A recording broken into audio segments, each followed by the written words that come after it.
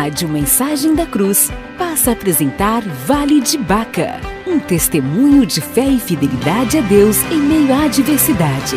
Começa agora aqui em nossa programação Vale de Baca, com Maristela Gandra. Entrar sobre o jejum agora. Por ser um assunto com muitas controvérsias, se faz necessário neste momento um adendo a respeito.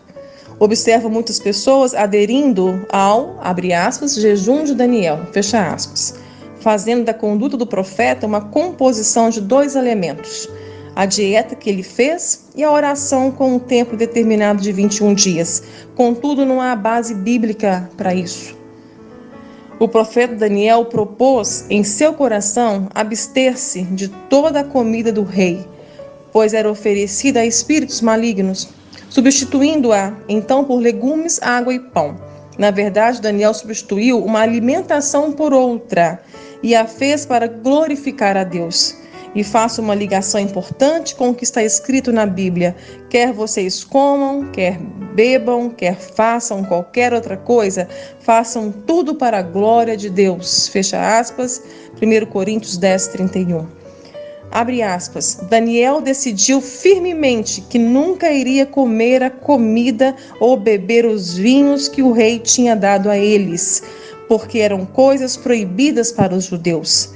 Ele pediu ao chefe dos oficiais permissão para comer outros alimentos. Fecha aspas, Daniel capítulo 1, verso 8. Quanto ao tempo de 21 dias, podemos compreender claramente no capítulo 10 do livro de Daniel que Deus respondeu à sua oração no primeiro dia. Abre aspas, não fique assustado, Daniel, os seus pedidos foram ouvidos no céu e respondidos no primeiro dia. Quando você começou a jejuar diante de Deus e a orar pedindo sabedoria, eu fui enviado para encontrá-lo. Fecha aspas. Daniel capítulo 10, verso 12. Todavia, nesse mesmo capítulo, no verso 13, um anjo aparece a ele dizendo que não lhe trouxe a resposta no mesmo dia, porque foi impedido por 21 dias por um príncipe que domina o reino da Pérsia, mas que um dos príncipes mais importantes, chamado Miguel, veio para lhe ajudar. Interpretamos nesse capítulo que houve uma batalha espiritual nas regiões celestiais. Então podemos concluir que o jejum de Daniel não é um padrão, e muito menos uma orientação bíblica a que temos que seguir como parte da nossa devoção a Deus. E as Escrituras não estabelecem o tempo de dias que devemos jejuar. Veja bem, o jejum é bíblico e o jejum de Daniel não é proibido. Caso queira fazer, no entanto, precisamos ser orientados conforme ao que as Escrituras nos ensinam a respeito. O jejum não é um regime para emagrecer, não é sacrifício com fins de barganha e merecimento. Jejum é abster-se do pão material para se alimentar do pão do céu. É abstinência total ou parcial de alimentos e líquido pelo tempo que cada um achar necessário. É uma busca para alcançar propósitos espirituais, para alcançar resposta em alguma batalha em que estamos lutando. O jejum é para sermos revestidos de poder e, ao mesmo tempo, o jejum é também para nos humilhar, nos quebrantar, esmiuçar o nosso orgulho, até que reconheçamos-nos diante de Deus como miseráveis pecadores, desesperados por sua graça. Por isso é necessário, durante o tempo do jejum, nos dedicar mais à oração e à meditação da palavra de Deus, e que nesse tempo seja derramado sobre quem jejua fome de Deus por todos os dias enquanto viver. E não é necessário abrir, fazer um adendo dentro do livro sobre o jejum. É um assunto tão importante e muito mal interpretado, muito mal praticado, no meio evangélico. Então, é importante a gente fazer isso. E no livro todo, nossas experiências, nossos testemunhos de vida, eles não transformam a vida de ninguém, mas se tornam pedagógicos à luz da palavra de Deus quando aplicados pela palavra. Então, o Espírito de Deus iluminou a escrever o livro fazendo isso, com todas as experiências vividas. Então, um livro que se tornou prático e, ao mesmo tempo, muito bíblico. Então, eu vou abrir aqui aspas de uma citação do reverendo Augusto Nicodemo sobre o jejum. E ele diz assim: Jejum na Bíblia não está vinculado a um ato meritório que tem como objetivo convencer Deus a fazer alguma coisa por nós. O alvo do jejum é de fato humilhar a nossa alma, quebrantar o nosso coração e fazer com que nos aproximemos de Deus numa atitude de total dependência. Passar fome não é o jejum bíblico. Geralmente o jejum deve ser acompanhado com um período de oração, de meditação e reflexão, fecha aspas. Aconselho que busquemos de Deus o jejum que o agrada e que, além da abstinência de comida, possamos nos abster de tudo que ocupa o nosso coração e que não glorifica a Deus. E que, acima de tudo, façamos uma reeducação espiritual, substituindo alimentos carnais por espirituais. E que possamos prolongar este jejum para além de 21 dias, fazendo deste jejum a nossa dieta por toda a vida. Abster-nos, além do alimento, também do excesso das redes sociais, das compulsões por sexo, comida, compras, fofoca, mentira, inveja e por tudo que nos embriaga, nos domina, nos controla. Só podemos ser controlados pelo Espírito Santo. E isto sim é uma ordem: enchei-vos do Espírito. Efésios 5,18. E Ele mesmo é quem nos conduzirá ao jejum que agrada a Deus e que de forma tão maravilhosa nos ensina em sua palavra. Agora nós vamos ler um texto preciosíssimo da palavra de Deus sobre o jejum que agrada a Deus, que está em Isaías 58, do verso 4 ao 11. Que adianta jejuar se vocês continuam a brigar e a fazer violência? Será que vocês pensam que quando jejum assim eu vou responder às suas orações? Será que esse é o jejum que escolhi? Será que desejo que passem fome, andem curvados como junco, se vistam de pano de saco e se deitem sobre cinzas? Vocês acham que esse é o jejum que agrada ao Senhor? Não. O jejum que eu desejo ver é o seguinte: parem de explorar seus empregados, não maltratem os seus servos, perdoem as dívidas dos que não podem pagar e não obriguem outros a trabalhar como escravos. Além disso, eu desejo que vocês repartam sua comida com os famintos, ofereçam abrigo a quem não tem casa, deem roupas aos que estão nus e não recusem ajuda ao próximo.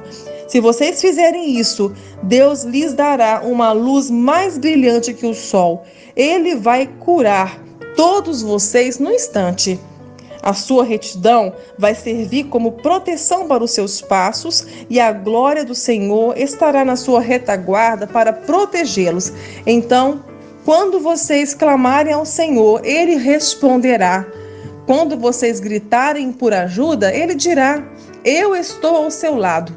Se vocês acabarem com todo tipo de exploração, se pararem de fazer ameaças e de espalhar mentiras, se abrirem a alma de vocês para os famintos, ajudarem e consolarem os desesperados, então a sua luz aparecerá brilhante nas trevas e a sua escuridão se tornará clara como o meio-dia. O Senhor guiará vocês constantemente.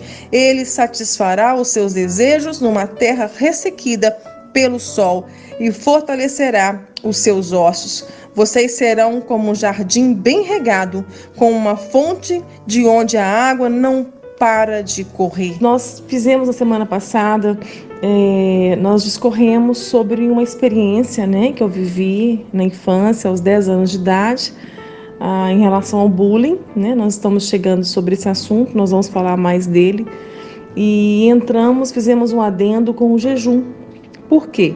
Porque quando eu tinha 10 anos de idade, sofrendo muito na escola, apanhando, após as aulas, e éramos católicos, uma fé muito fervorosa. Minha mãe nos ensinou nos princípios cristãos desde cedo, e eu peguei a Bíblia dela, aberta na cômoda, aquela Bíblia grande, de capa preta, toda ilustrada, e pedi a Deus, orei a Deus, vi aquelas ilustrações e pedi a Deus que me ajudasse. É uma criança, uma oração de uma criança. E o Espírito de Deus me levou à história de Daniel. Quando eu vi aquela ilustração bonita, de um homem sereno, tranquilo, dentro de uma cova, com os leões também tranquilos, serenos, aquilo me chamou muita atenção. E nós discorremos sobre isso na semana passada, sobre a vida de Daniel, o jejum que ele fez. O jejum foi de Daniel, né? Nós entramos nisso também, né? Muitos equívocos, né, no meio cristão sobre jejum, tempo. Então, como que foi, né? Eu entendi pelo Espírito de Deus, né? Uma criança realmente guiada pelo Espírito de Deus. Nenhum adulto me levou a isso. Eu acho isso maravilhoso, o Senhor conduzir, né, as nossas vidas desde pequenos. E assim foi. Sem ter nenhum conhecimento sobre o jejum, o próprio Espírito de Deus me conduziu por 5 dias em abstinência total de alimentos e água no período da manhã. Acordava às 6 da manhã para ir à escola em jejum e só voltava a comer e a beber quando chegava em casa, por volta do meio-dia. E desde o primeiro dia orava para que Deus também fechasse a boca dos leões à minha escola, assim como ele havia feito por Daniel. Na segunda-feira mesmo, ainda no primeiro dia, o anjo do Senhor trouxe-me a vitória. Aqueles meninos não vieram mais atrás de mim. Após a aula, não houve mais deboches dentro da escola e assim sucessivamente todos os dias que se seguiram naquele ano. Foi incrível, um memorial por toda a minha vida. E não foi apenas este, pois Deus escolheu marcar a minha transição de criança para adolescente de uma forma que só entenderia o motivo muitos anos mais tarde. Meu primeiro amor a Deus foi sobrenatural e fico perplexa ao lembrar de momentos inesquecíveis e ainda até hoje sonho que um dia experiências como essas que provei venham se repetir. Entrava na pré-adolescência e já havia emagrecido naturalmente com a transição da infância para a adolescência. A bem da verdade, com a ajuda das brincadeiras que ainda faziam parte do meu dia a dia, pois brincava muito na rua com bola, pulava amarelinha, jogava peteca, exercitava bastante. Tempo bom esse, onde crianças e adolescentes não tinham acesso à internet. Nesse tempo, sobrava tempo. Mas não era só o meu corpo e mente que estavam em transição. Toda a nossa casa estava prestes a passar por uma grande mudança, a começar pelo meu pai. Ele também estava vivendo experiências pessoais profundas com Deus, chegando mais tarde a frequentar uma igreja evangélica e mais precisamente a Igreja Batista Central em Ipatinga. Esta mudança de religião causou um grande alvoroço no casamento de meus pais, pois por falta de um discipulado e aconselhamento pastoral, meu pai pensou que poderia impor sua nova fé à minha mãe, que era católica, com raízes profundas no catolicismo romano, herdada da minha avó, que herdara dos meus bisavós italianos que vieram de navio para o Brasil. Agora vocês imaginam a treta, né? Essa transição aí também nossa do catolicismo para o protestantismo. Então nós vamos encerrando aqui hoje. Amanhã a gente segue junto. E minha oração é que você que é pai, que é mãe, né, invista na vida dos seus filhos. Né? Vocês vão ver que mais à frente quem me evangelizou foi meu pai. Né? Eu tive essa presença, né, e o entendimento da paternidade de Deus de uma forma muito pura. E isso me ajudou muito, né, na minha caminhada. Então é isso, queridos. Aqui é Maristela Gandra e você acabou de ouvir mais uma audioleitura do livro No Vale de Baca, Além do Câncer, 4ª edição, 2ª tiragem. Adquira o seu exemplar conosco pelo 31 98526 8508. E entre também no nosso canal, se inscreva, dê um like, compartilhe, deixe um comentário. Vamos ajudar o YouTube a entender que esse conteúdo pode ser importante e edificar a vida também de mais pessoas. Um grande abraço e até a próxima, se Deus quiser. A Rádio Mensagem da Cruz apresentou Vale de Baca com Maristela Gandra.